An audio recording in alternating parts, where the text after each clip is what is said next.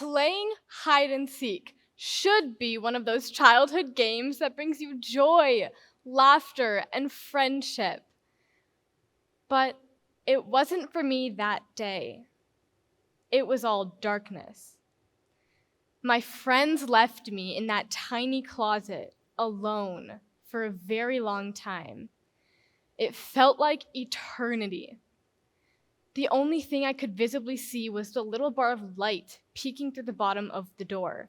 I couldn't hear a thing except for my own breathing and slow, pounding heartbeat. The excitement started building in my chest, and my smile was wide and mischievous at the thought of winning. I thought I won the game, but it was the opposite. I was completely forgotten. I guess I didn't matter. I was confused and hurt. They started a new round without even bothering to try and find me. Was I nothing? Oh, her? Yeah, she's not important. It slowly sank in that this fear may actually become my reality. I started to have flashbacks of similar nasty and heartbreaking incidences of covert bullying by two friends, which had been happening for a couple of years, which for a child feels like forever. The realization that I was being deliberately woven into a series of mini plots with the goal of gleefully humiliating me over and over and making me feel like I did not matter made my heart sink.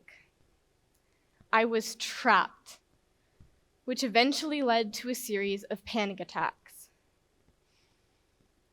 The impact of this was the beginning of my journey in discovering my purpose and taking a stand for my existence. A journey from feeling like a victim, which had destroyed my sense of self-worth and trust, to somebody who now thrives with an unstoppable spirit of adventure on a brand new mission. I believe the answer to overcoming the impact of bullying can be found with two unlikely practices. First is by transforming our hurt into creative pursuits. For me, it was the stage. Yes, a public stage, which for many bullied teens may seem too scary. Acting and dancing have served as the words and stories I've been too fearful to share. The second practice is being in the shoes of those who bully. They are going through their own deep hurt and wounded pain, and on my journey, I have come to have empathy and compassion to understand what they're feeling too. This has led me to the process of practicing forgiveness and giving them space for who they are and who they're not. Yet, never abandoning myself. According to Dr. Vivek Murthy, 95% of teens 13 to 17 years old use social media to hide, yet it's the leading cause of low self-worth. According to the UNESCO Institute of Statistics, 1/3 of global youth are bullied. Kids and teens shrinking into unworthiness and fear from being bullied is a huge global epidemic that is on the rise every moment of every day. Teen mental health is that one pivotal, vital conversation that no one our age is proactively having. We need to get out of the stands and onto the court. I'm going to lead you on a journey today, and I invite you to be open to transforming your outlook on teen bullying. I know what it's like to be invisible. At 8 years old, I was snubbed and belittled. At 10, I felt completely silenced and erased.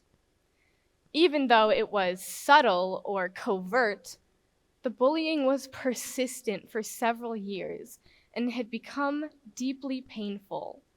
I was suffering at the hands of two friends. I felt scared, alone, and confused. On my own healing journey, finding my voice began in the performing arts at age 11 and being able to stand on a stage and finally feel visible. Dance and theater became my safe havens for self-expression. It gave me worth, purpose, courage, and the blessing of being truly seen. Dance gave me a way to express what I couldn't say. In one of my competitive dances, I had a prominent center part, which gave me permission to finally take up space. I was free. Theater gave me a chance to have my voice be heard, finding the joy in understanding other characters, and ultimately nurturing the parts of me that didn't feel safe to come out. At 13, I got the lead role as Mary Poppins. I could hear the unexpected applause. It was less about the performance and more about the feeling. I was finally happy. At 14, I started performing various monologues from Joan of Arc to Laura from the Glass Menagerie. And of course, I worked on comedy too. This helped me tap into and embody another character's being, which enabled me to feel compassion, even for the bully. I found the confidence to be part of the leadership program at my middle school and had fun debating on the debate team as a defender. These newfound passions became the voice to put an end to my silence, the power and tenacity to overcome trauma, and a new vision to help others lead from communication, self-expression, and kindness. There are ways to be seen and express yourself in ways you never knew existed. Far too often, we hear about coping with bullying from parents, educators, or therapists. Rarely do we hear it out loud from the hearts of the teenager who has been living through it. It's not about the adults solving the problem. It's more empowering coming from the teens themselves. I want to share a quick story of how this all came together for me. It was the day after a social gathering. By this point in this series of events, I had started to become more aware of my so-called friends' behavior in group settings. The morning after, I was talking with my mom about all the incidences I had experienced from them. I was done. I will not be treated like this. I am not nothing. I will not keep suffering in silence and misery. That day, I took little Aaliyah's hand and stood for myself. I set my boundaries with them at age 12.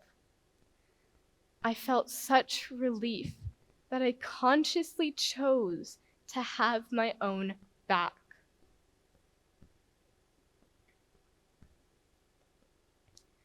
This message is not just for teens, but anyone impacted by bullying. It's for parents, educators, and therapists to be open and communicative, to provide a safe space for kids to express themselves and feel supported. How can we make a lasting impact and reshape the current narrative on bullying? My message is about having the courage to stand up for ourselves, confide in our parents, transform our hurt into building personal power, and illuminate our passions and what makes us happy, while still holding space for the bully. My mission is to have people be understood, heard, and most of all, to no longer remain invisible. Whether it's on a stage, giving back to others, expressing yourself through sports, or just finding that one thing that makes you feel visible. Maybe it's out of your comfort zone or overcoming a fear, but it's about capturing those moments of freedom, which makes all the difference. The essence of being visible is not external. It's about sharing vulnerably and authentically who you are inside. I invite educators to lead by example on what kindness is, what healthy communication looks like, and how to express ourselves responsibly. How do we guarantee mental and emotional well-being to be part of the school's curriculum? I invite parents to create communicative and nurturing environments at home. How do we proactively identify and get to the root cause of the bully's unseen pain and powerlessness that in turn deeply harms the ones being bullied? How do we lead from true power versus force to create a more wholesome future? I urge everyone to choose to come out of the dark spaces in their minds. Discover your true self and innate worth so you never feel the need to make anyone else small. Marianne Williamson once said, "Our deepest fear is not that we are inadequate.